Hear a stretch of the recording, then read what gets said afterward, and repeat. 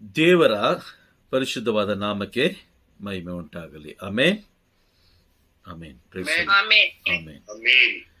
ಕಳೆದ ಕ್ಲಾಸಲ್ಲಿ ನಾವು ಒಂದು ವಾಕ್ಯವನ್ನ ಹಿಡಿದು ನಾವು ಧ್ಯಾನಿಸ್ತಾ ಇದ್ದೋ. ಯೋಹಾನನ ಬರೆದ ಶುಭ ಸಂದೇಶ 20ನೇ ಅಧ್ಯಾಯ ವಾಕ್ಯ 19. ಪ್ರಭು ಯೇಸು ಕ್ರಿಸ್ತರು ಪುನರುತ್ಥಾನರಾಗಿದ್ದಾರೆ ಎಂಬ ವಿಷಯವನ್ನ ಕೇಳಿದ ತಕ್ಷಣ ಶಿಷ್ಯರು ಏನ್ ಮಾಡಿದ್ರು? ಎಲ್ಲ ಬಾಗಿಲುಗಳನ್ನು ಮುಚ್ಚಿಕೊಂಡು ಯಹೂದ್ಯರಿಗೆ ಅಂಜಿ, ಪ್ರೈಸ್ ದಿ ಲಾರ್ಡ್, ಅಂಜಿ.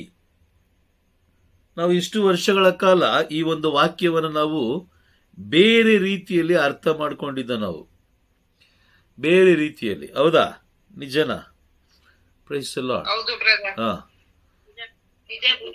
ಈ ವಾಕ್ಯ ನಮಗೆ ಗೊತ್ತೇ ಇರಲಿಲ್ಲ. ಯಾಕೆ ಅಂಜಿದ್ರು ಅವರು? ಇದೊಂದು ಪ್ರಶ್ನೆ ನಮಗೆ. ಯಾಕೆ ಅಂಜಿದ್ರು? ಅಂಜಲಿಕ್ಕೆ ಒಂದು ಕಾರಣ ಇರಬೇಕು. ಅಥವಾ ಯಾರಿಗೋಸ್ಕರ ಅಂಜಿದ್ರು? ಯಾರನ್ನ ನೋಡಿ ಅಂಜಿದ್ರು? ವಾಕ್ಯ ಹೇಳ್ತದೆ ಯಹೂದ್ಯರನ್ನು ನೋಡಿ ಅವರು ಅಂಜಿದ್ರು ಅನ್ನೋದು ಬೈಬಲಲ್ಲಿ ಬರೆದಿಟ್ಟಿದೆ. ಬಟ್ ಅದಕ್ಕೆ ಒಳ ಅರ್ಥವನ್ನು ನಾವು ನೋಡ್ತಾ ಹೋದ್ರೆ ಅವರು ಅಂಜಿದ್ದು ಯಹೂದ್ಯರನ್ನು ಹಾಗೂ ಪ್ರಭು ಯೇಸು ಕ್ರಿಸ್ತರನ್ನು, ಮುಖ್ಯವಾಗಿ ಅವರು ಪ್ರಭು ಯೇಸು ಕ್ರಿಸ್ತರನ್ನ ನೋಡಿ ಅಂಜಿದ್ದು. Price the lord. ಯಾಕೆಂದ್ರೆ ನಾವು ಅವರ ಯಾತನೆಯಲ್ಲಿ ಪಾಲುಗೊಳ್ಳಿಲ್ವಲ್ಲ. ತಿನ್ಬೇಕಾದ್ರೆ ಜೊತೆಲಿದ್ದೋ, ಕುಡಿಬೇಕಾದ್ರೆ ಜೊತೆಲಿದ್ದೋ, ಮಲಗಬೇಕಾದ್ರೆ ಜೊತೆಲಿದ್ದೋ, ಅದ್ಭುತಗಳನ್ನು ಮಾಡಬೇಕಾದ್ರೆ ಜೊತೆಲಿದ್ದೋ, ಬೇರೆ ಬೇರೆ ವಿಷಯಗಳನ್ನು ತಿಳಿಸ್ಬೇಕಾದ್ರೆ ಜೊತೆಲಿದ್ದೋ, ಅವ್ರು ಎಲ್ಲೆಲ್ಲಿ ಹೋದ್ರು ಅಲ್ಲೆಲ್ಲ ನಾವು ಕೂಡ ಜೊತೆಲಿದ್ದೋ. ಅವರು ಮೀನು ಮತ್ತೆ ರೊಟ್ಟಿಯನ್ನು ಕೊಟ್ಟಾಗ ನಾವು ಕೂಡ ತಿಂದೋ. Price the lord. ಹೌದಾ? ಹೌದು. ಆದರೆ ಅವರು ನುಡಿದ ಹಾಗೆ, ಅವರು ತಿಳಿಸಿದ ಹಾಗೆ ನಾವು ಜೀವಿಸಲಿಕ್ಕೆ ಸಾಧ್ಯವಾಗಲಿಲ್ವಲ್ಲ. ಅವರು ತಿಳಿಸಿದ ಹಾಗೆ. ಇನ್ನೊಂದು ವಿಷಯ ಗಮನದಲ್ಲಿಟ್ಕೊಳ್ಳಿ. ಪ್ರಭು ಯೇಸು ಕ್ರಿಸ್ತರು ಮರಣ ಹೊಂದಿ ಅವರು ಪುನರುತ್ಥಾನರಾಗಿದ್ದು ಎಷ್ಟು ದಿನಕ್ಕೆ? 3 ದಿನಕ್ಕೆ ಅಲ್ವಾ? Praise the lord. ನೋಡಿ, ಆ 3 ದಿನಕ್ಕೆ ಪ್ರಭುವಿನ ಆ ಒಂದು ಮಾತನ್ನು ನಾವು ಮೀರಿ ಬಿಟ್ವಲ್ಲ ಅನ್ನೋ ಕಾರಣಕ್ಕೋಸ್ಕರ ಅವರು ಬಹಳ ಅಂಜಿದ್ರು. ಕೇವಲ 3 ದಿನಕ್ಕೆ. ಇವತ್ತು ದೇವರು ನಮಗೆ ಒಬ್ಬೊಬ್ಬರಿಗೆ ಒಂದೊಂದು ವರ್ಷಗಳನ್ನು ಕೊಟ್ಟಿದ್ದಾರೆ.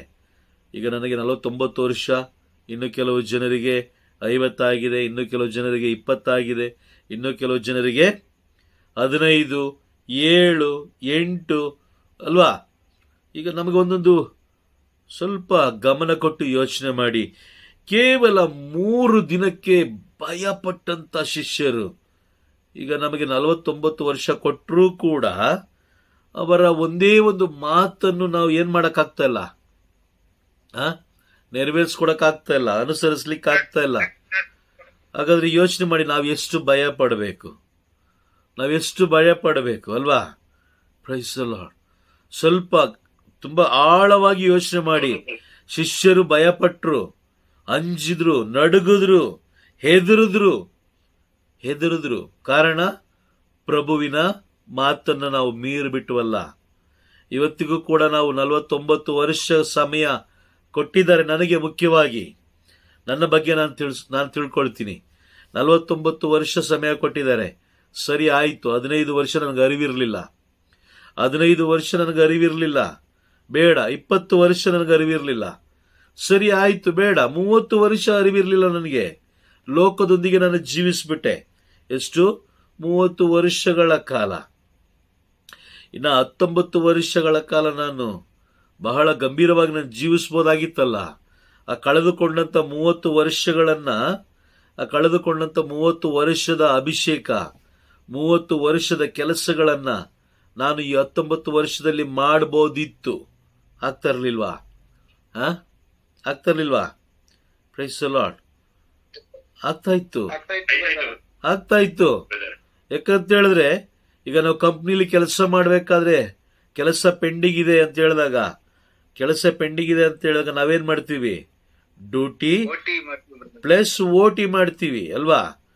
ಡ್ಯೂಟಿ ಮತ್ತೆ ಓಟಿ. Price the lord.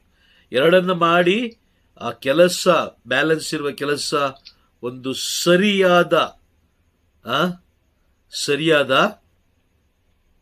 ಸ್ಥಳಕ್ಕೆ ಬರಲಿಕ್ಕೆ, ಅಂದ್ರೆ ಆ ಕೆಲಸ ಕಂಪ್ಲೀಟ್ ಆಗಲಿಕ್ಕೆ, ನೆರವೇರಲಿಕ್ಕೆ ನಾವೇನ್ ಮಾಡ್ತೀವಿ? ಬಹಳ ಬಹಳ ಪ್ರಯಾಸ ಪಡ್ತೀವಿ. ನೋಡಿ, ಲೋಕದ ಆ ಒಂದು ಹಣಕ್ಕಾಗಿ, ಲೋಕದ ಒಂದು ಉದ್ದೇಶ ನೆರವೇರುವುದಕ್ಕಾಗಿ, ಅಥವಾ ಲೋಕದ ವಿಷಯಕ್ಕಾಗಿ ನಾವು ಇಷ್ಟು ಪ್ರಯಾಸ ಪಡ್ತಾ ಇದ್ದೀವಿ ಅಂತ ಹೇಳಿದ್ರೆ, ಪರಲೋಕದ ವಿಷಯ, ಹೌದಾ? ಪರಲೋಕದ ವಿಷಯವಾಗಿ ನಾವು ಇನ್ನೆಷ್ಟು ಕಾತುರರಾಗಿರಬಾರ್ದು, ಎಷ್ಟು ಆಸಕ್ತಿ ಉಳ್ಳವರಾಗಿರಬಾರ್ದು. Price the lord. ಅರ್ಥ ಆಗ್ತಿದ್ಯಾ? ಮತ್ತಾಯನ ಬರೆದ ಶುಭ ಸಂದೇಶ 10ನೇ ಅಧ್ಯಾಯದಲ್ಲಿ ಯೇಸು ಸ್ವಾಮಿ ಅಧಿಕಾರವನ್ನು ಕೊಟ್ಟು ಎಲ್ಲಿಗೆ ಹೋಗ್ಲಿಕ್ಕೆ ಹೇಳಿದ್ರು? ಯಾರ ಬಳಿಗೆ ಹೋಗ್ಲಿಕ್ಕೆ ಹೇಳಿದ್ರು? ಹೌದು, ಶುಭ ಸಂದೇಶ ಸಾರ್ಲಿಕ್ಕೆ ಹೇಳಿದ್ರು. ಓಕೆ, ಒಂದ್ ಕೆಲಸ ಮಾಡಿ, ಮತ್ತಾಯನ ಬರೆದ ಶುಭ ಸಂದೇಶ 10ನೇ ಅಧ್ಯಾಯ ವಾಕ್ಯ 5 ಅಥವಾ 6 ಓದಿ. 5, 6 ಎರಡು ಓದಿ. ಆ 12 ಮಂದಿಯ ನಿಯೋಗವನ್ನು ಕಳುಹಿಸುವಾಗ ಯೇಸು ಸ್ವಾಮಿ ಅವರಿಗೆ ಕೊಟ್ಟ ಆದೇಶ ಇದು: ಪರಕೀಯರತ್ತ ಹೋಗಬೇಡಿ, ಸಮಾರ್ಯದವರ ಯಾವ ಕಾಲಿ ಬದಲು ತಪ್ಪಿ ಹೋದ ಹುಲಿಗಳಂತೆ ಇಸ್ರಾಯೇಲ್ ಜನರಿಗೆ ಸ್ವರ್ಗ ಸಾಮ್ರಾಜ್ಯವು ಸಮೀಪಿಸಿ. Okay, fine. ಬೇರೆಯವರು ಓದಿ. ಆ 12 ಮಂದಿಯ ನಿಯೋಗವನ್ನು ಕಳುಹಿಸುವಾಗ ಯೇಸು ಸ್ವಾಮಿ ಅವರಿಗೆ ಕೊಟ್ಟ ಆದೇಶ ಇದು: ಪರಕೀಯರತ್ತ ಹೋಗಲೇಬೇಡಿ, ಸಮಾರ್ಯದವರ ಯಾವ ಊರಿಗೂ ಕಾಲಿಡಬೇಡಿ, ಅದಕ್ಕೆ ಬದಲು ತಪ್ಪಿ ಹೋದ ಕುರಿಗಳಂತೆ ಇರುವ ಇಸ್ರಾಯೇಲ್ ಜನರ ಬಳಿಗೆ ಹೋಗಿರಿ. ಇಸ್ರಾಯೇಲ್ ಜನರ ಬಳಿಗೆ ಹೋಗಿರಿ. Praise the lord. ಅಲ್ಲಿ ಹೇಳ್ತಾ ಇದ್ದಾರೆ, ಪ್ರಭು ಯೇಸು ಕ್ರಿಸ್ತರು ಏನ್ ಹೇಳ್ತಾ ಇದ್ದಾರೆ? ಯಾವ ಊರಿಗೂ ನೀವು ಕಾಲಿಡಬೇಡಿ. ಎಲ್ಲಿಗೆ ಹೋಗಕ್ಕೆ ಹೇಳ್ತಾ ಇದ್ದಾರೆ? ಇಸ್ರೇಲ್ ಜನರ ಬಳಿಗೆ ಹೋಗ್ಲಿಕ್ಕೆ ಹೇಳ್ತಾ ಇದ್ದಾರೆ. ಕಾರಣ ಏನು? ಅದಕ್ಕೆ ಬಲವಾದ ಕಾರಣ ಏನು? ಇಸ್ರೇಲ್ ಜನರಿಗೆ ಬೆಳಿಗ್ಗೆ ಹೋಗಿರಿ ಅಂತ ಹೇಳಲಿಕ್ಕೆ ಕಾರಣ ಏನು? ಕಾರಣ ಬೇಕಲ್ವಾ? ಹೌದಾ? ನಿಜನಾ? ಕಾರಣ ಏನಿರ್ಬೋದು ಕಾರಣ? ಯಾಕೆ ಪ್ರಭು ಯೇಸು ಕ್ರಿಸ್ತರು ಆ ರೀತಿ ಹೇಳಿದ್ರು? ಈಗ ನಿಮ್ಮ ಉದಾಹರಣೆಗೆ ಒಂದೇ ಒಂದು ತಪ್ಪಿ ಹೋದ ಕುರಿಗಳಂತೆ. ಓಕೆ, ಒಂದೇ ಒಂದು ಸಣ್ಣದಾಗಿ ಒಂದು ಕ್ಲೂ ಕೊಡ್ತೀನಿ. ಓಕೆ, ಒಂದು ಉದಾಹರಣೆ ಕೊಡ್ತೀನಿ. ನೀವು ಒಂದು ಕಂಪನಿಯಲ್ಲಿ ಕೆಲಸ ಮಾಡ್ತಾ ಇದ್ದೀರಾ, ಸರಿ ಆಯ್ತು, ಕೆಲಸ ಬಿಟ್ಟೋದ್ರಿ, ಬಹಳ ಪ್ರಾಮಾಣಿಕ ಉಳ್ಳ ಕೆಲಸಗಾರರು ನೀವು ಕೆಲಸ ಬಿಟ್ಟೋದ್ರಿ. ಓಕೆ, ಹೇಗೋ ಹಾಗೆ ಮಾಡಿ ಆ ಕಂಪನಿಯ ಮಾಲೀಕ ಮತ್ತೆ ಕೆಲಸ ಪ್ರಾರಂಭ ಆಗೋಯ್ತು. ಪ್ರಾರಂಭ ಆದಾಗ ಅಲ್ಲಿದ್ದಂಥ ಮ್ಯಾನೇಜರ್ನ ಕರೆದು ಮೊದಲು ಯಾರಿಗೆ ಅವಕಾಶ ಕೊಡ್ಲಿಕ್ಕೆ ಹೇಳ್ತಾನೆ? ಯಾರಿಗೆ? ಮೊದಲು ಯಾರು ಕೆಲಸ ಮಾಡ್ತಾ ಇದ್ರು ಅವರಿಗೆ ಹೇಳಿ ಕಳಿಸ್ತಾನೆ. ಹೌದಾ? ನಿಜನಾ? ಓಕೆ, ಅದಾದ ಮೇಲೆ ಅವ್ರು ಏನಾದ್ರು ಬರಲ್ಲ, ನಾವು ಬರೋದೇ ಇಲ್ಲ ಅಂತ ಏನಾದ್ರು ಗಟ್ಟಿ ನಿರ್ಧಾರದಿಂದ ಹಠ ಹಿಡಿದು ಕುಳಿತಾಗ ಆಗ ಮಾಲೀಕ ಏನ್ ಮಾಡ್ತಾನೆ? ಸರಿ ಆಯ್ತು. ಅದಕ್ಕೊಂದು ಸಾಮತಿಯನ್ನ ಯೇಸು ಸ್ವಾಮಿ ಹೇಳ್ತಾರೆ ಅಲ್ವಾ? ಮತ್ತಾಯನ ಬರೆದ ಶುಭ ಸಂದೇಶದಲ್ಲಿ ಯೇಸು ಸ್ವಾಮಿ ಒಂದು ಸಾಮತಿಯನ್ನು ಹೇಳ್ತಾರೆ. ಯಾವುದು ಆ ಸಾಮತಿ ಅಂತ ಹೇಳಿದ್ರೆ, ಮತ್ತಾಯನ ಬರೆದ ಶುಭ ಸಂದೇಶ 22ನೇ ಅಧ್ಯಾಯದಲ್ಲಿ ಅವರೊಂದು ಸಾಮತಿಯನ್ನು ಹೇಳ್ತಾರೆ. ಅನೇಕ ಜನರನ್ನ ಕರೆಯಲ್ಪಟ್ರು, ಆದ್ರೆ ಅವರು ಬರದೇ ಇದ್ದಾಗ ರಾಜ ಏನ್ ಮಾಡ್ದ? ಎಲ್ಲರನ್ನ ಹೊರಗಡೆ ಕಳಿಸ್ದ. ಹೊರಗಡೆ ಹೋಗು, ಅಲ್ಲಿದ್ದವರೆಲ್ಲ ಏನ್ ಮಾಡು, ಅವ್ರನ್ನ ಕರ್ಕೊಂಡ್ ಬಾ, ಯಾರ್ಯಾರು ಸಿಗ್ತಾರೋ ಅವರೆಲ್ಲರನ್ನು ಕರ್ಕೊಂಡ್ ಬಾ. Praise the lord. ಇಲ್ಲಿ ಇಸ್ರೇಲ್ ಜನರಿಗೆ ಬೋಧಿಸುವುದಕ್ಕಾಗಿ ಯಾಕೆ ಹೇಳಿದ್ರು ಪ್ರಭು ಯೇಸು ಕ್ರಿಸ್ತರು ಅಂತ ಹೇಳಿದ್ರೆ, ಅವರು ದೇವರಿಂದ ಆಯ್ಕೆಯಾದ ಜನರು, ದೇವರ ಕೆಲಸ ಮಾಡುವುದಕ್ಕಾಗಿಯೇ, ಪ್ರಭುವಿನ ಅಂತಂದ್ರೆ ಪರಲೋಕದ ಕೆಲಸ ಕಾರ್ಯಗಳನ್ನ ಮಾಡುವುದಕ್ಕಾಗಿಯೇ ವಿಶೇಷವಾಗಿ ಆರಿಸಿಕೊಂಡಂತ ಜನರು. Praise the lord. ಆ ದಿನ ಪಟ್ಟಂತ ಅವರು ದೇವರಿಗೆ ವಿರುದ್ಧವಾಗಿ ತೋರಿಸಿದಂಥ ಗರ್ವ, ಆ ದಿನ ದೇವರಿಗೆ ವಿರುದ್ಧವಾಗಿ ನಡೆದುಕೊಂಡಂಥ ಆ ಮನಸ್ಥಿತಿ ಇವತ್ತಿಗೂ ಕೂಡ ಹಾಗೇ ಇದೆ. ಇವತ್ತಿಗೂ ಕೂಡ ಹಾಗೇ ಇದೆ. ಮುಖ್ಯವಾಗಿ ಕಥೋಲಿಕ ಕ್ರೈಸ್ತರಲ್ಲಿ ಇದೆ. ಮುಖ್ಯವಾಗಿ ಕಥೋಲಿಕ ಕ್ರೈಸ್ತರಲ್ಲಿ ಇದೆ. Praise the lord. ದೇವರ ವಿಷಯವಾಗಿ ಅವರು ಅಂಜೋದಿಲ್ಲ. ದೇವರ ವಿಷಯವಾಗಿ ಅಂಜೋದಿಲ್ಲ. ಪ್ರಭುವನ್ನು ಕಂಡು ಅವರು ಹೆದರೋದಿಲ್ಲ. ಪ್ರಭುವನ್ನು ಕಂಡು ಅವರು ಹೆದರೋದಿಲ್ಲ. ದೇವಾಲಯದ ಬಗ್ಗೆ ಭಯಭಕ್ತಿ ಅವರಿಗೆ ಇಲ್ಲ. ದೇವಾಲಯದ ಬಗ್ಗೆ ಭಯಭಕ್ತಿ ಇಲ್ಲ.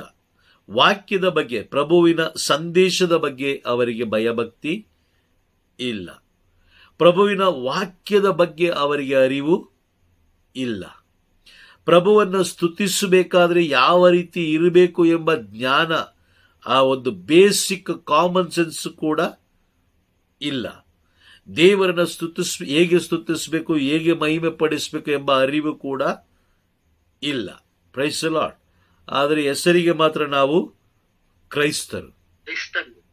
ಹೆಸರಿಗೆ ಮಾತ್ರ ನಾವು ಕ್ರೈಸ್ತರು. Praise the lord. ಅದಕ್ಕೋಸ್ಕರ ಇಸ್ರೇಲ್ ಜನರಿಗೆ ಮುಖ್ಯವಾಗಿ ಹೋಗಿ ಅವರಿಗೆ ತಿಳಿಸ್ಕೊಡಿ ಅಂತ ಹೇಳಿದ್ದು ಅದಕ್ಕೋಸ್ಕರನೇ, ಬೇರೆ ಯಾವ ಉದ್ದೇಶನೂ ಅಲ್ಲ. ಕಳೆದು ಹೋದ ಅಂದರೆ ಕೆಲಸ ಮಾಡಲಿಕ್ಕೆ ಆಯ್ಕೆಯಾದವರ ಬಳಿಗೆ ಮೊದಲು ಹೋಗಿರಿ. ಅವರು ಏನಾದರೂ ಅಲಕ್ಷ್ಯ ಮಾಡಿದ್ದೇ ಆದರೆ ಮತ್ತೆ ಉಳಿದವರನ್ನು ನಾನು ಆರಿಸಿಕೊಳ್ತೀನಿ. Price the lord. ಅರ್ಥ ಆಗ್ತಾ ಇದೆಯಾ? ಅರ್ಥ ಆಗ್ತಾ ಇದೆಯಾ? ಎಲ್ಲರೂ ಇದ್ದೀರಾ? Praise the lord. Praise the lord. Praise the lord. ನೋಡಿ, ಯಾವಾಗ ಕೊಟ್ಟ ಕೆಲಸವನ್ನ ಪ್ರೈಸ್ ದಿ ಲಾರ್ಡ್ ಕಟ್ಟಾಗ್ತಾ ಇದೆ. ಓಕೆ, ನಾನು ಹೇಳ್ತೀನಿ, ತಿಳಿಸ್ತೀನಿ. ಯಾವಾಗ ಕೊಟ್ಟ ಕೆಲಸವನ್ನ ನಾವು ಸರಿಯಾಗಿ ಮಾಡೋದಿಲ್ವೋ ಆಗ ದೇವ್ರು ಏನ್ ಮಾಡ್ತಾರೆ?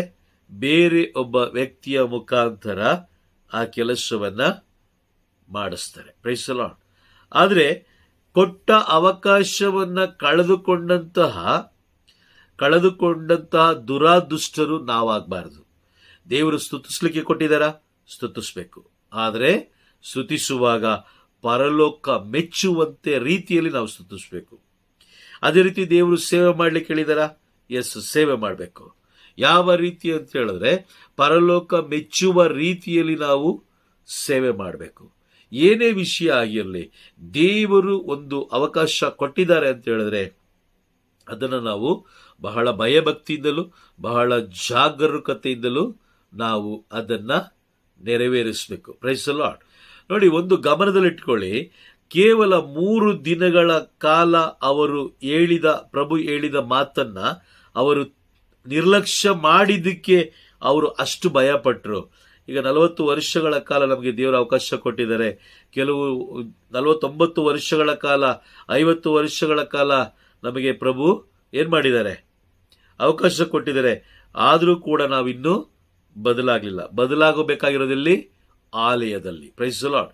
ಇವತ್ತಿಗೂ ನಾವು ದೇವಾಲಯದ ಒಳಗಡೆ, ಅಂದರೆ ದೇವರಿಗೆ ವಿರುದ್ಧವಾದ ಕಾರ್ಯಗಳನ್ನು ನಾವು ಮಾಡ್ತಾ ಇದ್ದೀವಿ ಹೊರತು ದೇವರು ಮೆಚ್ಚುವಂತ ಯಾವುದೇ ಕಾರ್ಯವನ್ನು ನಾವು ಮಾಡ್ತಾ ಇಲ್ಲ. Praise the lord. ಉದಾಹರಣೆಗೆ ಯೆಶಾಯ ಪ್ರವಾದಿಯ ಗ್ರಂಥ 6ನೇ ಅಧ್ಯಾಯ ವಾಕ್ಯ 1ರಲ್ಲಿ ನಾವು ಓದ್ತೀವಿ. 6ನೇ ಅಧ್ಯಾಯ ಅಲ್ಲಿ ಪ್ರಭುವಿನ ಮೇಲು ವಸ್ತ್ರ ನೆರಿಗೆಯಾಗಿ ದೇವಾಲಯವಲ್ಲ ಆವರಿಸಿತ್ತು ಅಂತ ವಾಕ್ಯ ಹೇಳುತ್ತೆ. ಪ್ರತಿಯೊಂದು ದೇವಾಲಯದಲ್ಲೂ ಪ್ರಭುವಿನ ಮೇಲು ವಸ್ತ್ರ ನೆರಿಗೆಯಾಗಿ ಕೊಂಡಿರುತ್ತೆ ಅಂತ ವಾಕ್ಯ ಸ್ಪಷ್ಟವಾಗಿ ಹೇಳ್ತಾ ಇದೆ.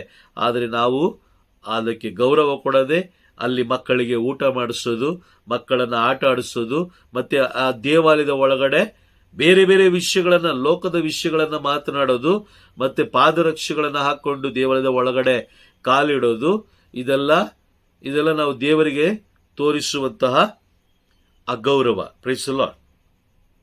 ನೋಡಿ, ಬೈಬಲಲ್ಲಿ ಇವತ್ತಿಗೂ ಕೂಡ ದೇವರು ನಮ್ಮೊಂದಿಗೆ ಮಾತನಾಡಬೇಕಾದ್ರೆ, ದೇವರು ನಮ್ಮೊಂದಿಗೆ ಈ ಗಮನ ಕೊಟ್ಟು ಕೇಳಿಸ್ಕೊಳ್ಳಿ. ಇವತ್ತಿಗೂ ಕೂಡ ದೇವರು ಬೈಬಲ್ ಮುಖಾಂತರ ನಮ್ಮೊಂದಿಗೆ ಮಾತನಾಡುವ ಎಲ್ಲ ಪದಗಳನ್ನು ಗಮನಿಸಿರಿ, ಎಲ್ಲ ಪದಗಳನ್ನು ಗಮನಿಸಿರಿ. ದೇವರು ನಮಗೆ ಎಷ್ಟು ಗೌರವ ಕೊಟ್ಟು ನಮ್ಮೊಂದಿಗೆ ಮಾತನಾಡ್ತಾರೆ ಅಂತ. Praise the lord. ಹೇಗೆ ಅಂತ ಹೇಳಿದ್ರೆ ಒಂದು ವಾಕ್ಯ ಓದೋಣ, ಬೇಕಾದ್ರೆ ಒಂದು ವಾಕ್ಯ ಓದೋಣ.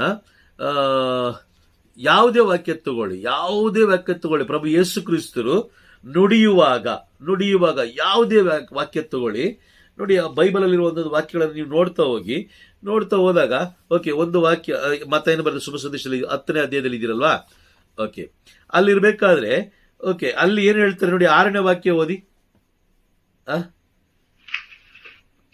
6ನೇ ವಾಕ್ಯ ಅಲ್ಲಿ ನೋಡಿ, ಜಾಸ್ತಿ ಓದೋದು ಬೇಡ. ಇಸ್ರೇಲ್ ಜನರ ಬಳಿಗೆ ಹೋಗಿರಿ ಅಂತ ಹೇಳುತ್ತೆ. ಇದು ಇದೆಯಾ? ಇದೆಯಾ? ಹೋಗಿರಿ ಅನ್ನೋ ಪದ ಇದೆ. ಅದಾದ್ಮೇಲೆ ಓಕೆ, 12ನೇ ವಾಕ್ಯ ನೋಡಿ, ನೀವು ಎಂಬ ಪದವನ್ನು ಬಳಸ್ತಾರೆ. ನೀವು ಒಂದು ಮನೆಗೆ ಹೋದಾಗ ನೀವು ಬಹಳ ಗೌರವ ಕೊಟ್ಟು ಏನ್ ಮಾಡ್ತಾರೆ, ಪ್ರಭು ನಮ್ಮೊಂದಿಗೆ ಮಾತನಾಡ್ತಾರೆ, ನಮಗೆ ಅಷ್ಟು ಗೌರವ ಕೊಡ್ತಾರೆ. ಅದಾದ್ಮೇಲೆ 16ನೇ ವಾಕ್ಯ ನೋಡಿ, ನಾನು ನಿಮ್ಮನ್ನು ನೋಡಿ, ಅಲ್ಲಿ ನಿಮ್ಮನ್ನು. ಓಕೆ, ಅದಾದ್ಮೇಲೆ 20ನೇ ವಾಕ್ಯ ಮಾತನಾಡುವವರು ನೀವಲ್ಲ, ನಿಮ್ಮ ತಂದೆ. ಅಲ್ಲಿ ನಿನ್ನ ತಂದೆ ಅಂತ ಬಳಸಿಲ್ಲ, ಹೌದಾ? ನಿಜನಾ? ನಿಜ ಬ್ರದರ್.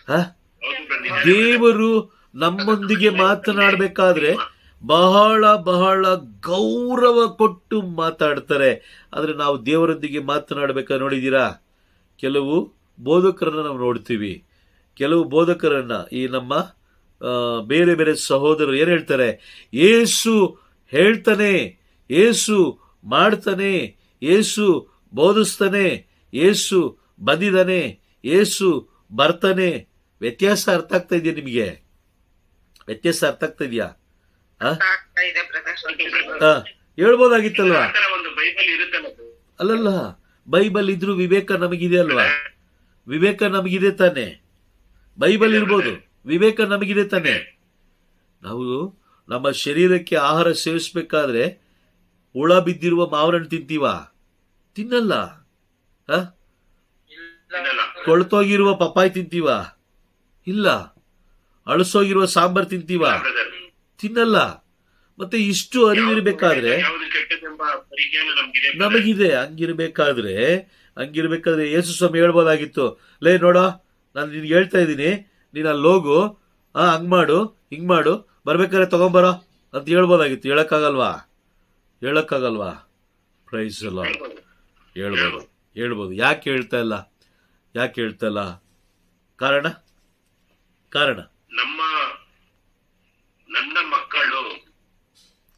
ನನ್ನ ಮಕ್ಕಳು ಅವರು ನುಡಿದಂತೆ ನಡೆಯುವ ದೇವರು. ಓಕೆ, ಆಮೇಲೆ ಅವ್ರು ಯಾಕೆ ನಮಗೆ ಯಾಕೆ ಅಷ್ಟು ಗೌರವ ಕೊಡ್ತಾ ಇದ್ದಾರೆ?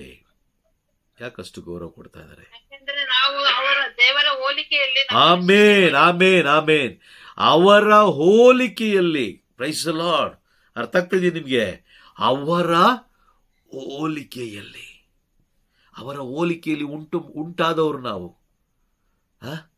ಎಷ್ಟೋ ಜನ ನನ್ನ ಬೋಧನೆಗಳನ್ನು ನೋಡ್ತೀನಿ, ಮಾಡ್ತಾನೆ ಯೇಸು, ಮಾಡ್ತಾನೆ, ಮಾಡ್ತಾನೆ ನೋಡಿ. ಇದೆಲ್ಲ ಪ್ರೈಸ್ ದಿ ಲಾರ್ಡ್. ಸರಿ, ಇದು ಒಂದು ಕಡೆ ಇರಲಿ, ಸರಿನಾ? ಓಕೆ, ಇದಕ್ಕೆಲ್ಲದಕ್ಕೂ ದೇವರು ನ್ಯಾಯ ತೀರ್ಪನ್ನು ಕೊಡ್ತಾರೆ. ಇದೆಲ್ಲದಕ್ಕೂ ದೇವರು ನ್ಯಾಯ ತೀರ್ಪನ್ನು ಕೊಡ್ತಾರೆ. 3 ರೀತಿಯಲ್ಲಿ ದೇವರು ನ್ಯಾಯ ತೀರ್ಪನ್ನ ಈ ಲೋಕದ ಜನರಿಗೆ ಕೊಡ್ತಾರೆ. ತಮಾಷೆ ಅಲ್ಲ.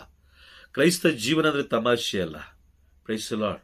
ಮತ್ತಾಯನ ಬರೆದ ಶುಭ ಸಂದೇಶ 10ನೇ ಅಧ್ಯಾಯದಲ್ಲಿ ಶಿಷ್ಯರನ್ನ ಆಯ್ಕೆ ಮಾಡಿಕೊಂಡ ಮೇಲೆ ಯೇಸು ಸ್ವಾಮಿ ಹೇಳಿದ್ರು, ಇಸ್ರಾಯೇಲ್ ಜನರ ಬಳಿಗೆ ಹೋಗಿರಿ, ಅವರಿಗೆ ತಿಳಿಸಿರಿ, ಅವರನ್ನ ಮರುಸೃಷ್ಟಿ ಮಾಡಿರಿ. ಅಂದ್ರೆ ಮತ್ತೆ ಅವರನ್ನ ಕೊಟ್ಟ ಕೆಲಸ ಮಾಡಲಿಕ್ಕೆ ಅವ್ರಿಗೇನ್ ಮಾಡಿ, ಅವರನ್ನ ಮತ್ತೆ ಅವರಿಗೆ ಉರಿದುಂಬಿಸ್ರಿ.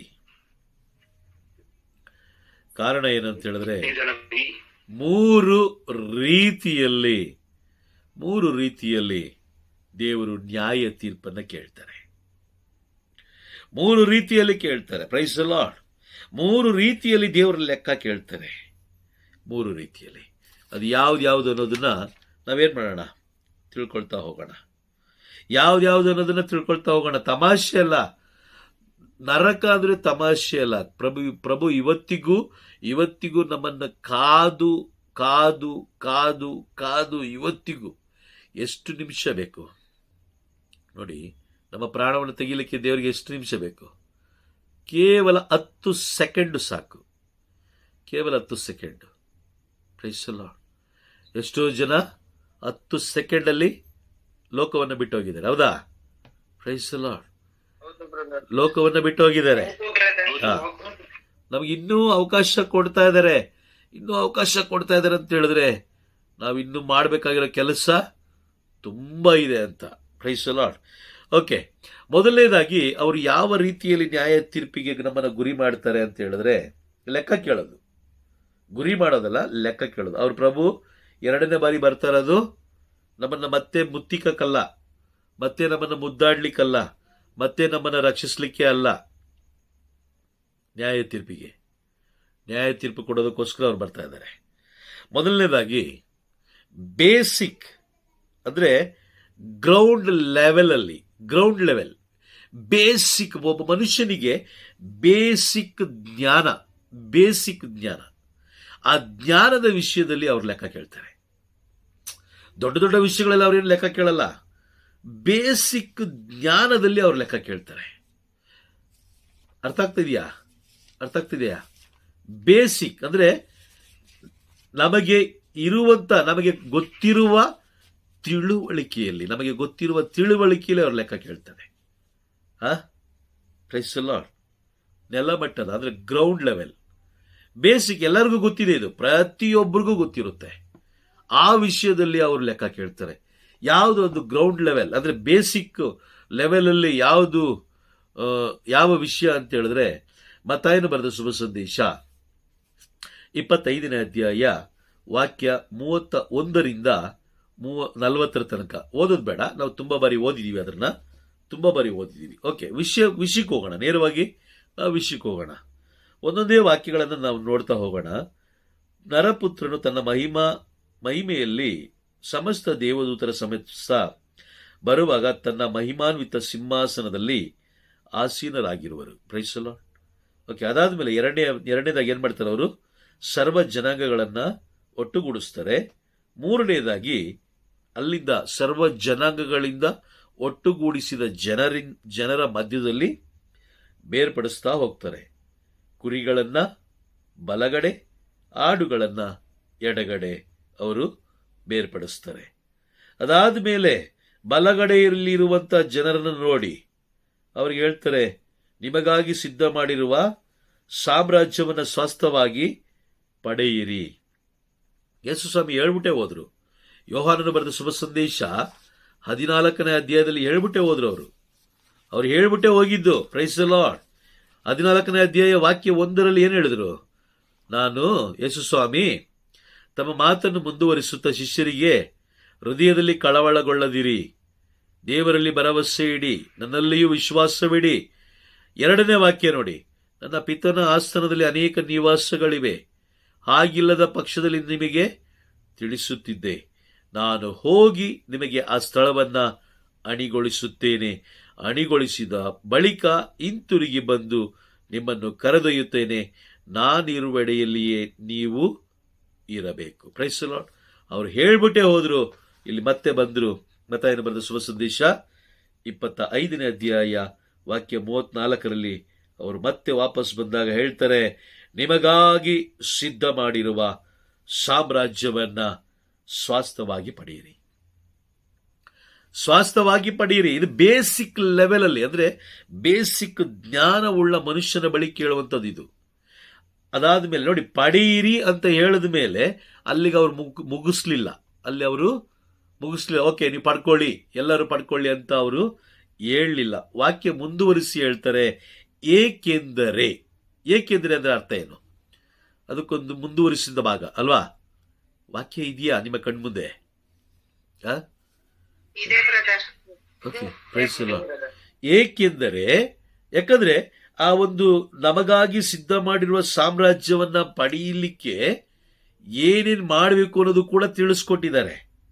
ಏಕೆಂದರೆ ನಾನು ಹಸಿದಿದ್ದೆ, ನನಗೆ ಆಹಾರ ಕೊಟ್ಟಿರಿ.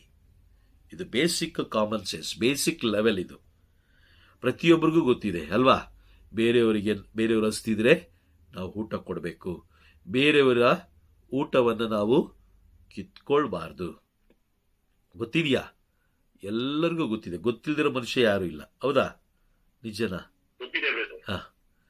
ಹೇಳ್ಬೋದು, ಅಯ್ಯೋ ನನಗೆ ಬೈಬಲ್ ಓದೋಕ್ಕೇ ಬರಲ್ಲ, ನಾನು ಓದಿಲ್ಲ, ಶಾಲೆಗೆ ಹೋಗಿಲ್ಲ ಅಂತ ಹೇಳುವಂಥವರಿಗೆ ಈ ಬೇಸಿಕ್ ಲೆವೆಲಲ್ಲಿ ನ್ಯಾಯ ತೀರ್ಪಾಗುತ್ತೆ.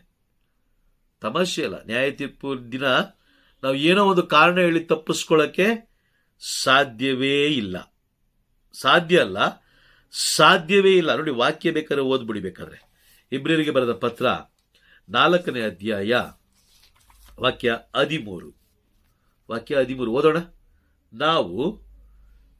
ಓದಿ ಬೇಗ.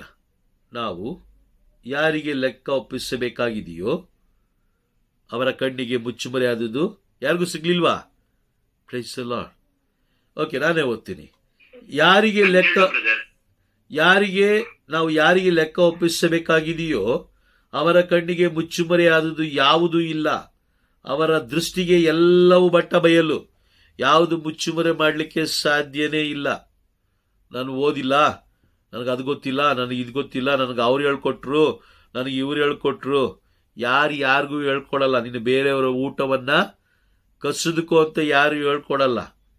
ಅಥವಾ ಬೇರೆಯವರು ಹಸ್ತಿದ್ರೆ ನೀನು ಅವರಿಗೆ ಊಟ ಕೊಡದೆ ನೀನು ಮಾತ್ರ ತಿಂದು, ನೀನು ನಿನ್ನ ಮಕ್ಕಳ ತಿಂದು ಬಲಿಷ್ಠವಾಗಿರಿ ಅಂತ ಯಾರು ಹೇಳ್ಕೊಡೋದಿಲ್ಲ. Praise the lord.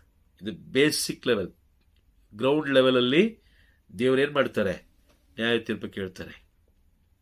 ಇದರಿಂದ ಏನು ಅರ್ಥ ಆಗ್ತದೆ? ನಾವು ಪರರಿಗೆ ಊಟವನ್ನು ಕೊಡಬೇಕು, ಹೌದಾ? ನಾನು ಹಸಿದಿದ್ದೆ. ಯಾರು ಗೊತ್ತು ಯಾವ ರೂಪದಲ್ಲಿ ಅವ್ರು ಹಸ್ತಿದ್ರು, ಯಾವ ರೂಪದಲ್ಲಿ ಬಂದು ಅವ್ರು ನಮಗೆ ಕೇಳ್ತಾರ ಗೊತ್ತಿಲ್ಲ. Praise the lord. ಅರ್ಥ ಆಗ್ತಿದೆಯಾ? ನಾವು ಅನ್ಕೊಳ್ತೀವಿ ಇಲ್ಲ ಚರ್ಚ್ ಹತ್ರ ಊಟ ಬಡಿಸ್ದೆ, ಊಟ ತಗೊಂಡೋಗಿ ಅವ್ರಿಗೆ ಹಾಕದೆ, ಇದೆಲ್ಲ ಲೆಕ್ಕ ಬರುತ್ತೆ ಅನ್ಕೊಂಡಿದ್ದೀರಾ? ಲೆಕ್ಕ ಬರುತ್ತಾ? ನಾನು ಮದುವೆ ಮಂಟಪದಲ್ಲಿ ಊಟ ಬಡಿಸ್ದೆ, ನಾನು ಅನಾಥಾಶ್ರಮದಲ್ಲಿ ಹೋಗಿ ಊಟ ಬಡಿಸ್ದೆ, ಇದೆಲ್ಲ ಲೆಕ್ಕ ಬರುತ್ತಾ? ದೊಡ್ಡ ಫಂಕ್ಷನ್ ಅಲ್ಲಿ ಮರಣ ಹೊಂದಿದ ಮನೆಯಲ್ಲಿ ನಾನು ಊಟ ಬಡಿಸ್ದೆ, ಮದುವೆ ಮನೆಯಲ್ಲಿ ಊಟ ಬಡಿಸ್ದೆ, ಜಾತ್ರೆಯಲ್ಲಿ ಊಟ, ಇದೆಲ್ಲ ಲೆಕ್ಕಕ್ಕೆ ಬರುತ್ತಾ? ಇಲ್ಲ. ಅರ್ಥ ಏನು?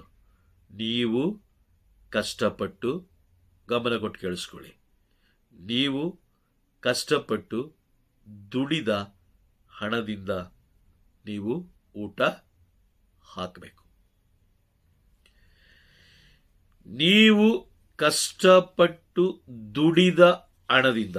ಕೆಲವು ಜನ ನನಗೊಬ್ರು ಪರಿಚಯ ಇದ್ದಾರೆ, ಬ್ರದರ್. ಅವ್ರು ಹೇಳ್ತಾರೆ, ಬ್ರದರ್ ನಾನು ಏನು ಮಾಡ್ತೀನಿ, ನಾನು ದಶಾಂಶ ಕೊಡ್ತೀನಿ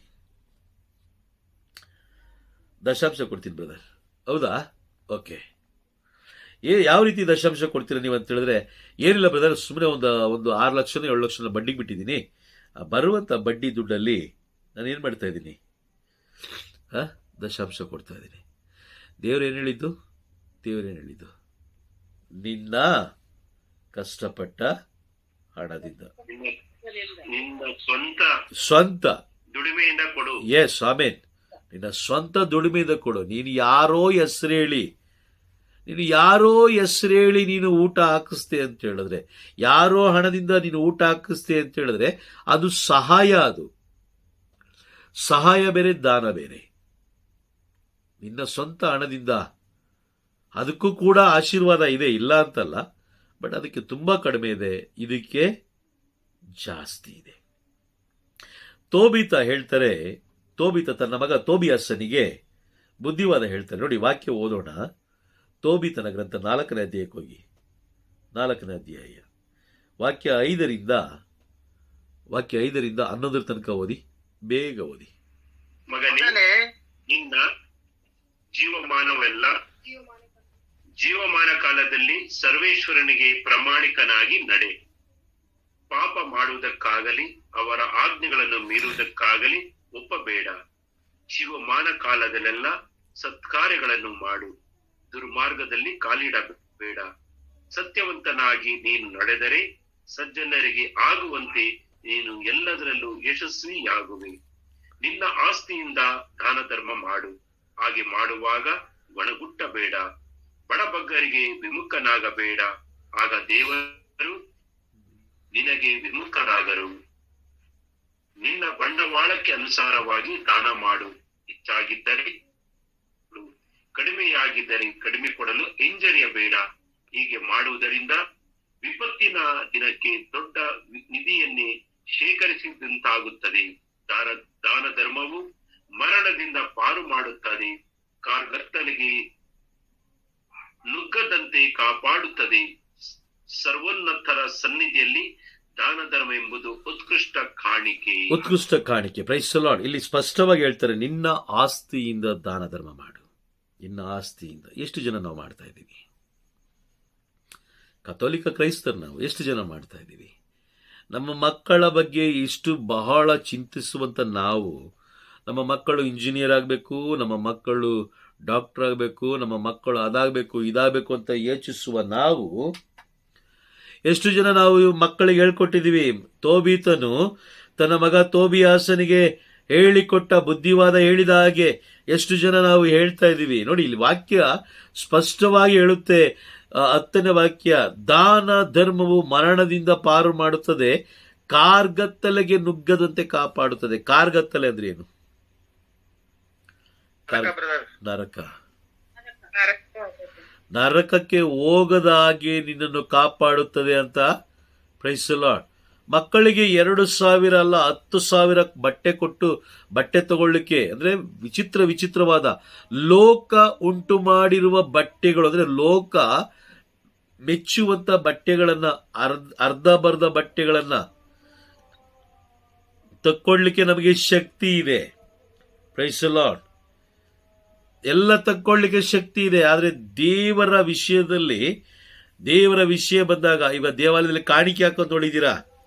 ಕಾಣಿಕೆ ಹಾಕಿ ನೋಡಿದಿರಾ? 1 ರೂಪಾಯಿ, 2 ರೂಪಾಯಿ, 5 ರೂಪಾಯಿ ಕಾಯಿನು, ಮತ್ತೆ ಅರ್ಧೋಗಿರುವ 10 ರೂಪಾಯಿ ನೋಟು, ಅಥವಾ ತುಂಬಾ ಒಂದು 50 ವರ್ಷ ವಯಸ್ಸಾಗಿರುವಂತ 20 ರೂಪಾಯಿ ನೋಟು, ಇದನ್ನೇ ಹಾಕೋದು. ಅವ್ರಿಗೆ ಮೋಲ್ಡ್ ಮನೆ ಇರುತ್ತೆ, ವರಮಾನ ಜಾಸ್ತಿ ಇರುತ್ತೆ, ಆದ್ರೂ ಕೂಡ ಅವ್ರು ಹಾಕೋದೆಷ್ಟು? 1 ರೂಪಾಯಿ, 2 ರೂಪಾಯಿ, 3 ರೂಪಾಯಿ ಅಲ್ವಾ ಕಾಣಿಕೆ ಹಾಕ್ಬೇಕಾದ್ರೆ. Praise the lord. ಅವರಿಗೆ ಮೋಲ್ಡ್ ಮನೆ ಇರುತ್ತೆ, ಮಕ್ಕಳು ತುಂಬಾ ಚೆನ್ನಾಗಿ ಓದ್ತಾ ಇರ್ತಾರೆ, ಎಲ್ಲ ಇದು ಮಾಡ್ತಾ ಇರ್ತಾರೆ, ಆದ್ರೆ ಆಶೀರ್ವಾದ ಇರೋದಿಲ್ಲ. ದೇವರ ನಿಯಮಕ್ಕೆ ಅನುಸಾರವಾಗಿ ನಾವು ಜೀವಿಸಿದ್ರೆ ಮಾತ್ರ ದೇವರ ಆಶೀರ್ವಾದ ನಮ್ಮ ಮೇಲೆ ಹೇಳಿದು ಬರುತ್ತೆ. ನೋಡಿ, ಮತ್ತಾಯನ ಬರೆದ ಶುಭ ಸಂದೇಶ 25ನೇ ಅಧ್ಯಾಯದಲ್ಲಿ ಬೇಸಿಕ್ ಲೆವೆಲ್ ಅಲ್ಲಿ, ಬೇಸಿಕ್ ಆಧಾರದ ಮೇಲೆ ಎಲ್ಲರಿಗೂ ಗೊತ್ತಿದೆ, ನಾನು ಬೇರೆಯವರ ಊಟ ಕಿತ್ಕೊಳ್ಬಾರ್ದು, ಬೇರೆಯವರಿಗೆ ನಾವು ಹಸಿದಿದ್ರೆ ಅವರಿಗೆ ಊಟ ಕೊಡಬೇಕು ಅನ್ನೋ ಜ್ಞಾನ ಎಲ್ಲರಿಗೂ ಇದೆ. ಇದೆಯಾ ಇಲ್ವಾ? ಇದೆ. ಅವನು ಓದಿಲ್ದೆ ಹೋಗ್ಲಿ, ಸ್ಕೂಲ್ಗೆ ಹೋಗಿರ್ಲಿ, ಸ್ಕೂಲ್ಗೆ ಓದದೇ ಇರ್ಲಿ, ಅವನು ಎಷ್ಟೇ ದಡ್ಡನಾಗಿದ್ರು ಕೂಡ ಈ ಅರಿವು, ಪ್ರೈಸ್ ದಿ ಲಾರ್ಡ್, ಇದೆಯಾ? ಇದೆ. ಈ ಒಂದು ಬೇಸಿಕ್ ಮೇಲೆ ನ್ಯಾಯ ತೀರ್ಪನ್ನ ದೇವರು ಕೇಳ್ತಾರೆ. ವಾಕ್ಯಲ್ಲಿ ಸ್ಪಷ್ಟವಾಗಿ ಬರೆದಿಟ್ಟಿದ್ದಾರೆ. ಮುಂಚಿತವಾಗಿಯೇ ನಮಗೆ ಎಚ್ಚರಿಕೆಯಾಗಿ ಪ್ರಭು ತಿಳಿಸ್ತಾ ಇದ್ದಾರೆ. Praise the lord. ನೋಡಿ, ನಿಮಗಾಗಿ ಸಿದ್ಧ ಮಾಡಿರುವ ಸಾಮ್ರಾಜ್ಯವನ್ನ ಸ್ವಾಸ್ಥವಾಗಿ ಪಡೆದುಕೊಳ್ಳಿರಿ. ನಿಮಗಾಗಿ ನಾನು ಸಿದ್ಧ ಮಾಡಿಟ್ಟಿದ್ದೀನಿ. ಏಕೆಂದರೆ ಯಾಕೆ ನಾನು ನಿಮಗೆ ಉಚಿತವಾಗಿ ಕೊಡ್ತಾ ಇದ್ದೀನಿ ಅಂತ ಹೇಳಿದ್ರೆ, ನೀವು ಎಲ್ಲ ಕಾರ್ಯಗಳನ್ನ ಬಹಳ ನಿಷ್ಠೆಯಿಂದ, ತೋಬಿತ ಹೇಳಿದ್ರು, ಏನು ದಾನ ಧರ್ಮ ಮಾಡಬೇಕಾದ್ರೆ ನೀನೇನ್ ಮಾಡಬೇಡ, ಗೊಣಗುಟ್ಟಬೇಡ, ಗೊಣಗುಟ್ಟದೆ ನೀನು ಮಾಡು. ದೇವರ ಕೆಲಸ. ಇದರಿಂದ ನಮ್ಗೇನು ಅರ್ಥ ಆಯಿತು? ದೇವರ ಕಾರ್ಯವನ್ನು ನಾವು ಗೊಣಗುಟ್ಟದೆ ನಾವು ಮಾಡಬೇಕು. Praise the lord. ಅರ್ಥ ಆಗ್ತಿದ್ಯಾ? ಅರ್ಥ ಆಗ್ತಾ ಇದೆ ಬ್ರದರ್. ಓಕೆ. ಆ ಬಾಯಾರಿದ್ದೆ ಕುಡಿಯಲು ಕೊಟ್ಟಿರಿ. ಬಾಯಾರಿದ್ದೆ ಕುಡಿಯಲು ಕೊಟ್ಟಿರಿ ಅಂತಂದ್ರೆ ಬಾಯಾರಿದ್ದಾಗ ಏನು ಕೊಡ್ತೀವಿ ನಾವು? Praise the Lord. ನೀರ್ ಕೊಡ್ತೀವಿ. ನೀರು ಕೊಡ್ತೀವಿ ಅಲ್ವಾ? ನೀರು ಯಾರಾದ್ರೂ ಕೊಡ್ತಾರ? ನೀರು ಯಾರಾದ್ರೂ ಕೊಡ್ತಾರ? ಈಗ ಕೊಡಲ್ಲ. ನೀರು ಕೊಡಲ್ಲ. ನಿಮ್ಗೆ ಇನ್ನೊಂದು ವಿಷಯ ಗೊತ್ತಾ? ಕುಡಿಲಿಕ್ಕೆ ಮದ್ಯಪಾನ ಕೊಡ್ತಾ ಇರ್ಬೇಕಾರೆ ಒಂದು ಬಿಯರ್ ಕೊಡಿಸ್ತೀನಿ ಬೇಕಾರೆ, ಆದರೆ ದುಡ್ಡೆಲ್ಲ ಕೇಳಬೇಡ. ನಾನೊಂದು ಬಿಯರ್ ಕೊಡಿಸ್ತೀನಿ. ನಾನು ನನ್ನ ಹೆಂಡತಿ ಮಕ್ಕಳು, ನಾವೆಲ್ಲ ರಾಯಲ್ ಅಮ್ಮ. ನಾವೆಲ್ಲ ರಾಯಲ್. ನಮ್ಮಲ್ಲಿ ಏನಿಲ್ಲ, ಭೇದ ಭಾವ ಇಲ್ಲ. ನಾವೆಲ್ಲ ರಾಯಲ್. ನಾವೆಲ್ಲ ಮನೇಲೆ ಕುತ್ಕೊಂಡು ಕುಡಿತೀವಿ. Praise the lord. ಆಶೀರ್ವಾದ ಎಲ್ಲಿಂದ ಬರುತ್ತೆ? 5 ದೇವಾಲಯಗಳಲ್ಲಿ, 5 ಆಲಯಗಳಲ್ಲಿ ಮನೆಯೂ ಕೂಡ ಒಂದು ಆಲಯ. ಹೌದಾ? ನಿಜನಾ? ಹೌದು ಬ್ರದರ್. ಹೌದು ಬ್ರದರ್. ಮನೆಯೂ ಕೂಡ ಒಂದು ಆಲಯ ಆಗಿರ್ಬೇಕಾದ್ರೆ ಆಶೀರ್ವಾದ ಇಲ್ಲದಿರುವ ಮನೆ, ದೇವರ ಪ್ರಸನ್ನತೆ ಇಲ್ಲದಿರುವ ಮನೆ ಯಾರ ಮನೆ ಆಗಿರುತ್ತೆ? ಯಾರ ಮನೆ? ಸೈತಾನನ ಮನೆ ಆಗಿರುತ್ತೆ. ಸೈತಾನನ ಮನೆ ಹೇಗಿರುತ್ತೆ ಗೊತ್ತಾ? ಹೇಗಿರ್ಬೋದು ಹೇಳಿ ನೋಡೋಣ. Praise the lord. ನೋಡಿ, ಕಷ್ಟನೇ ಬ್ರದರ್. ಎಲ್ಲರೂ ಯಾವಾಗಲೂ ಕಷ್ಟ ಅಲ್ಲ, ಯಾವಾಗಲೂ ನರಕ. ಇಲ್ಲ. ಯಾವಾಗಲೂ ನರಕ ಅಲ್ವಾ? ಯಾವಾಗಲೂ ನರಕ. Price the lord. ಇದ್ದೀರಾ? ಅಯ್ಯೋ, ಮಾತೇ ಆಡ್ತಲ್ವ ಯಾರು? ಮಾತಾಡಿ. ಮತ್ತೆ ನರಕ ಅಲ್ವಾ? ಪ್ರಭುವಿನ ಪ್ರಸನ್ನತೆ ಇಲ್ಲದೆ ಮೇಲೆ ಅದು ನರಕ. ಮೂರನೇದಾಗಿ, ನಾನು ಅಪರಿಚಿತನಾಗಿದ್ದೆ, ನೀವು ನನಗೆ ಆಶ್ರಯ ಕೊಟ್ಟಿರಿ. ನಾನು ಅಪರಿಚಿತನಾಗಿದ್ದೆ, ನೀವು ನನಗೆ ಆಶ್ರಯ ಕೊಟ್ಟಿರಿ. ಬಟ್ಟೆ ಬರೆ ಇಲ್ಲದೆ ಇದ್ದೆ, ನನಗೆ ಉಡಲು ಕೊಟ್ಟಿರಿ. ಬಟ್ಟೆ ಬರೆ ಇಲ್ಲದೆ ಇದ್ದೆ. ಗೊತ್ತಿಲ್ಲ ಯಾವ ರೂಪದಲ್ಲಿ, ಯಾರ ಸ್ವರೂಪದಲ್ಲಿ ಪ್ರಭು ಯೇಸು ಕ್ರಿಸ್ತರು ಬರ್ತಾರೋ ಗೊತ್ತಿಲ್ಲ. ಅವ್ರು ಕೇಳ್ತಾರೆ, ನಾನು ನಿಮಗೆ ಸಿದ್ಧವಾಗಿರುವ ದೇವರ ಸಾಮ್ರಾಜ್ಯವನ್ನು ಸ್ವಾಸ್ಥ್ಯವಾಗಿ ಪಡೆಯಿರಿ. ಏಕೆಂದರೆ ನೀನು ಇದು ಮಾಡಿದ್ದೆ, ಅದಕ್ಕೋಸ್ಕರ ತಗೋ. ಅದಕ್ಕೋಸ್ಕರ ನಾನು ಕೊಟ್ಟ ಮಾತನ್ನ ಮೀರೋದಿಲ್ಲ. Price the lord. ನೋಡಿ, ನಮಗೆ ನಾವು ಹಾಕೊಳ್ಳುವ ಬಟ್ಟೆ ನೋಡಿ, ಸಾಮಾನ್ಯವಾಗಿ ನೋಡಿ, 1000 ರೂಪಾಯಿಗಿಂತ ಕಡಿಮೆ ಇರೋದಿಲ್ಲ. ಹೌದಾ? 1000 ರೂಪಾಯಿಗಿಂತ ಕಡಿಮೆ ಇರೋದಿಲ್ಲ. ಆದ್ರೂ ಕೂಡ ನಮ್ಮಲ್ಲಿ ಕೊರತೆ ಇರುತ್ತೆ. ನೋಡಿದಿರಾ? ಪ್ರತಿ ಹಬ್ಬಕ್ಕೂ ನಾವು ತಗೊಳ್ತೀವಿ. ಕೊರತೆ. ಅಯ್ಯೋ, ನಮ್ಮ ಹತ್ರ ಬಟ್ಟೆನೇ ಇಲ್ಲ. ಬೀರುಲಿ ಎಷ್ಟಿರುತ್ತೆ? 300-400 ಇರುತ್ತೆ. ಸೀರೆ ಒಂದು ಬೀರು ತುಂಬಾ ಇರುತ್ತೆ. ಆದ್ರೂ ಕೂಡ ಹೇಳೋದೇನು? ಕ್ರಿಸ್ಮಸ್ ಬಟ್ಟೆ ತೆಗಿಬೇಕ್ರಿ, ಬಟ್ಟೆನೇ ಇಲ್ಲ. ಹೇಳ್ತೀವಾ? Praise the lord. ನೀವು ನುಡಿದಂತೆ ಆಗುವುದು. ಆಮೇನ್. ಎಷ್ಟೋ ಜನ ತುಂಬಾ ಬೆಲೆ ಬಾಳುವ ಬಟ್ಟೆಗಳನ್ನು ಖರೀದಿ ಮಾಡ್ತಾರೆ, ಪರ್ಚೇಸ್ ಮಾಡ್ತಾರೆ.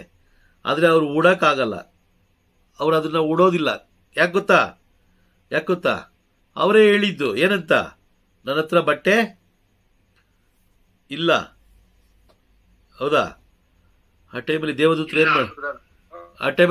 ಏನ್ ಮಾಡಿದ್ರು? ಒಂದೇ ಒಂದು ನುಡಿ, ಆಮೇನ್ ಏನಂದ್ರು? ಆಮೇನ್ ಅಂದ್ರು ಏನು?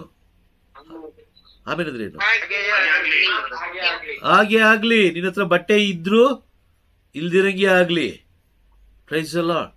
ಕೆಲವು ಜನ ನೋಡಿದ್ದೀರಾ, ಬಟ್ಟೆಗಳು ಇದ್ರೂ ಕೂಡ ಅರ್ಧೋಗಿರೋ ಪ್ಯಾಂಟು, ಅರ್ಧೋಗಿರೋ ಶರ್ಟು, ಕಳಪೆ ಗುಣಮಟ್ಟದ. ನೋಡಿ, ದೇವ್ರು ದುಡಿಲಿಕ್ಕೆ ಕೊಟ್ಟಿದ್ದಾರೆ, ತಗೊಳ್ಳೋಕ್ಕೂ ಶಕ್ತಿ ಕೊಟ್ಟಿದ್ದಾರೆ. ಆದ್ರೂ ಕೂಡ ತಗೊಳ್ಳೋದಿಲ್ಲ. ಅರ್ಧೋಗಿರೋ ಬಟ್ಟೆ. Praise the Lord. ಆದ್ರೆ ಏನಾದ್ರು ಹೇಳಿದ್ರೆ, ಅಯ್ಯೋ ಬಿಡಿ ಬ್ರದರ್, ದೇವ್ರು ನೋಡಲ್ವಾ? ದೇವ್ರು ನೋಡ್ತಾರದಕ್ಕೆ ಹೇಳ್ತಾರದು. ದೇವ್ರು ಏನ್ ಮಾಡ್ತಾರೆ? ದುಡಿಲಿಕ್ಕೂ ಕೊಟ್ಟಿದ್ದಾರೆ, ಶಕ್ತಿ ಕೊಟ್ಟಿದ್ದಾರೆ, ತಗೊಳ್ಳಕ್ಕೂ ಕೊಟ್ಟಿದ್ದಾರೆ. ಇನ್ನು ತಗೊಳ್ಳಕ್ಕೆ ಇಲ್ಲದೆ ಹೋದ್ರೆ ಪರವಾಗಿಲ್ಲ, ತಗೊಳ್ಳಕ್ಕೂ ಕೂಡ ಕೊಟ್ಟಿದ್ದಾರೆ. ನೋಡಿ, ಮತ್ತಾಯನ ಬರೆದ ಶುಭ ಸಂದೇಶ 22ನೇ ಅಧ್ಯಾಯದಲ್ಲಿ ನೋಡಿ, ಅಲ್ಲೊಂದೇ ಒಂದು ಪದ ಬಳಸ್ತಾರೆ ನೋಡಿ. ಬೇಕಾದ್ರೆ 22ನೇ ಅಧ್ಯಾಯದಲ್ಲಿ ಆಹ್ವಾನ ಎಲ್ಲರನ್ನು ಹೋಗಿ ಏನ್ ಮಾಡ್ತಾರೆ? ವಿವಾಹ ಮಹೋತ್ಸವಕ್ಕೆ ಆಹ್ವಾನ ಮಾಡ್ತಾರೆ. 11ನೇ ವಾಕ್ಯ ಓದಿ. 11ನೇ ವಾಕ್ಯ, 22ನೇ ಅಧ್ಯಾಯ 11ನೇ ವಾಕ್ಯ. ಆಮೇಲೆ ರಾಜನು ಅತಿಥಿಗಳನ್ನು ನೋಡಲು ಬಂದ. ಅಲ್ಲಿ ವಿವಾಹಕ್ಕೆ ತಕ್ಕ ವಸ್ತ್ರವನ್ನು ಧರಿಸದೆ ಬಂದಿದ್ದ ಒಬ್ಬನನ್ನು ಕಂಡ. ತಕ್ಕ ವಸ್ತ್ರ, ಸಾಕು ಸಾಕು. ತಕ್ಕ ವಸ್ತ್ರವನ್ನ ಧರಿಸದೆ ಬಂದಿದ್ದ ಒಬ್ಬನನ್ನು ಕಂಡ. ಈಗ ನಾವು ಆಲಯಕ್ಕೆ ಹೋಗ್ತೀವಿ. ಎಲ್ಲಿಗೆ? ದೇವರನ್ನ ಆರಾಧಿಸ್ಲಿಕ್ಕೆ, ದೇವರನ್ನ ಮಹಿಮೆ ಪಡಿಸ್ಲಿಕ್ಕೆ. ಆಲಯಕ್ಕೆ ಹೋದಾಗ ಅಲ್ಲಿ ತಕ್ಕ ವಸ್ತ್ರ ಇಲ್ಲದೆ ಹೋದ್ರೆ ಏನ್ ಮಾಡ್ತಾರೆ? Price the lord. ಕೇಳ್ತಾರಲ್ವಾ, ಯಾಕಪ್ಪ ಬಟ್ಟೆ ಹಾಕೊಂಬಂದಿಲ್ಲ? ಇಲ್ಲ ದೇವ್ರೆ, ಇಲ್ಲ ಆಗ್ತಾ ಇಲ್ಲ, ಹಂಗೆ ಹಿಂಗೆ ಏನೋ ಒಂದು ಕಾರಣ ಕೊಡ್ತೀವಿ. ಕಾರಣ ಕೊಟ್ಟಾಗ ಅವ್ರೇನ್ ಮಾಡ್ತಾರೆ? ಆಮೇನ್, ಹಾಗೆ ಆಗ್ಲಿ ಹೋಗು, ನೀನು ನುಡಿದಂತೆ ಆಗ್ಲಿ. Praise the Lord. ಎಷ್ಟೋ ಹೆಣ್ಣು ಮಕ್ಕಳು ನೀವು ನೋಡಿ, ಎಷ್ಟೋ ಹೆಣ್ಣು ಮಕ್ಕಳು ದೇವಾಲಯಕ್ಕೆ ಬಂದಾಗ ಅರ್ಧಬರ್ಧ ಬಟ್ಟೆ, ಅಂದ್ರೆ ಜನರು ಪಾಪ ಮಾಡುವಂತಹ, ಜನರಿಗೆ ಪಾಪ ಪ್ರಚೋದನೆ ಪಡಿಸುವಂತ ಬಟ್ಟೆಗಳನ್ನ ಹಾಕಿಕೊಂಡು ಬಂದಿರುವಂತ ಹೆಣ್ಣು ಮಕ್ಕಳ ಅಥವಾ ಗಂಡು ಮಕ್ಕಳ ಜೀವನವನ್ನ ಸ್ವಲ್ಪ ಅವಲೋಕನ ಮಾಡಿ ನೋಡಿ. ಅವರೆಂದಿಗೂ ನೆಮ್ಮದಿಯಾಗಿರ್ಲಿಕ್ಕೆ ಸಾಧ್ಯವಿಲ್ಲ. ಅವ್ರ ಕೊರತೆಯಲ್ಲೇ ಇರ್ತಾರೆ. ಕಾರಣ ಏನಕ್ಕೆ? ಅವ್ರಿಗೆ ಕೊರತೆ ದೇವರು ಇಟ್ಟಿಲ್ಲ, ಅವರೇ ತೋರಿಸ್ಕೊಂಡಿದ್ದು. Price the lord. ಅವರ ಭವಿಷ್ಯ ನೋಡಿ, ಅಥವಾ ಅವರ ಮಕ್ಕಳ ಭವಿಷ್ಯ ನೋಡಿ, ಅಥವಾ ಮೊಮ್ಮಕ್ಕಳ ಭವಿಷ್ಯ ನೋಡಿ, 3-4 ತಲೆಮಾರುಗಳನ್ನು ನೀವು ನೋಡ್ತಾ ಹೋಗಿ, ಅವರು ಕೊರತೆಯಲ್ಲೇ ಇರ್ತಾರೆ. ಆ ಕೊರತೆ ತೋರಿಸಿದ್ಯಾರು? ದೇವ್ರು ಕೊಟ್ಟ ಮೇಲೂ ಕೊರತೆ ತೋರಿಸಿದ್ಯಾರು? ನಾವೇ. Praise the Lord. Basic level ಅಲ್ಲಿ ದೇವರು ಲೆಕ್ಕ ಕೇಳ್ತಾರೆ.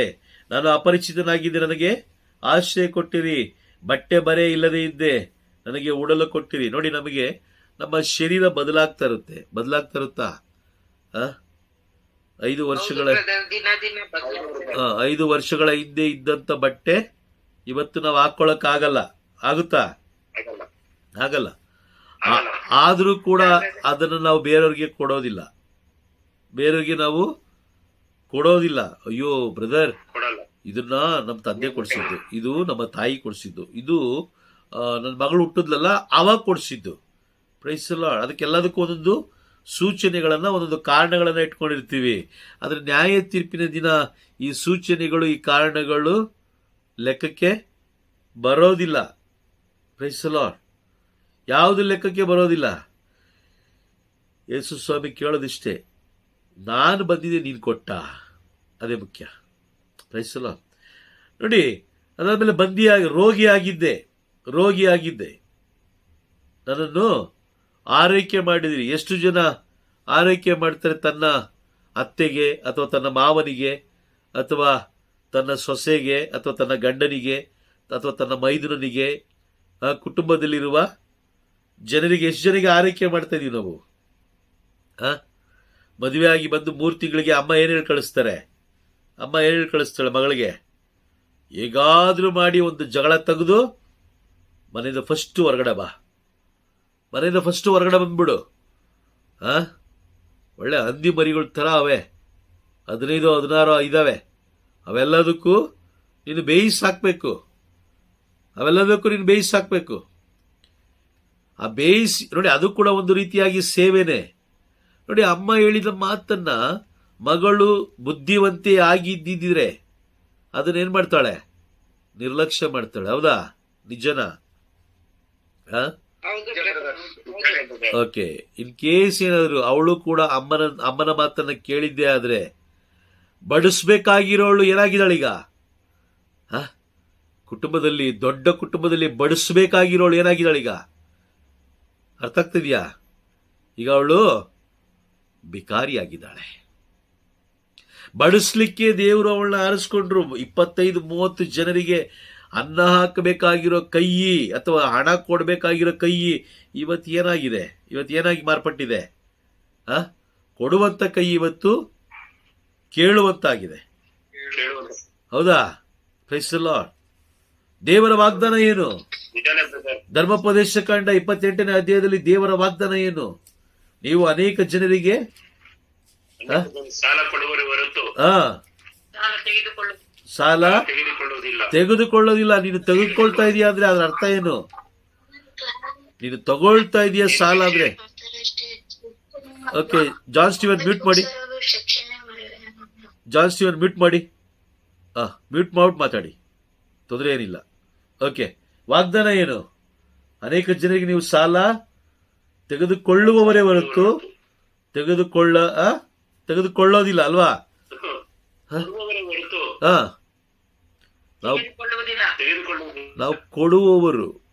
ನಾವು ಕೊಡುವವರು. ಆದ್ರೆ ಇವತ್ತಿನ ದಿನ ಏನಾಗಿ ಬದಲಾವಣೆ ಆಯ್ತು?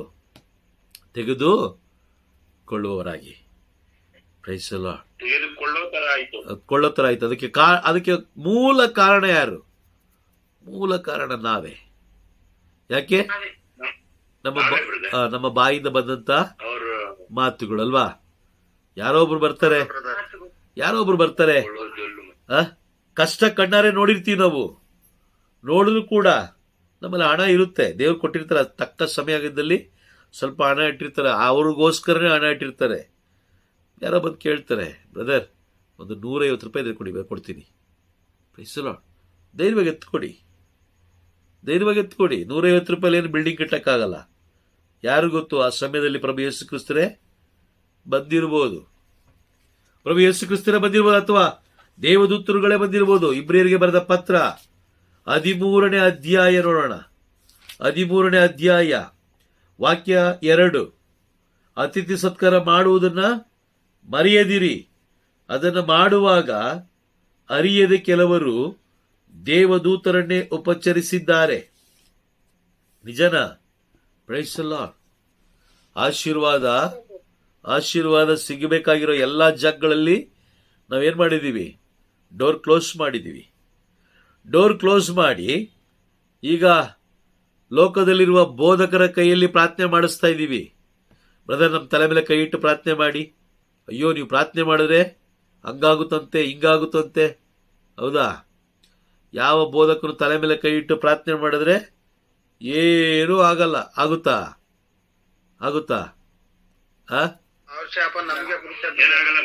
ಏನೂ ಆಗಲ್ಲ. ಯಾಕೆ ಹೇಳಿ? Praise the Lord. ಅವರು ಲೋಕದ ವ್ಯಕ್ತಿಗಳು. ದೇವರು ಕೊಟ್ಟ ಕೆಲಸವನ್ನ ಬಿಟ್ಟು ಬೇರೆದನ್ನ ಮಾಡ್ತಾ ಇದ್ದಾರೆ. ಹಾಗಾಗಿ ಲೋಕದ ವ್ಯಕ್ತಿಗಳಿಂದ ಏನು ಮಾಡೋಕ್ಕೂ ಸಾಧ್ಯವಿಲ್ಲ. ನ್ಯಾಯ ತೀರ್ಪಿನ ವಿಷಯದಲ್ಲಿ ಬಹಳ ಎಚ್ಚರಿಕೆಯಾಗಿರಿ. ಬೇಸಿಕ್ ಲೆವೆಲಲ್ಲಿ, ಬೇಸಿಕ್ ಆಧಾರದ ಮೇಲೆ ದೇವರು ನ್ಯಾಯ ತೀರ್ಪನ್ನು ಕೇಳುವವರಾಗಿದ್ದಾರೆ.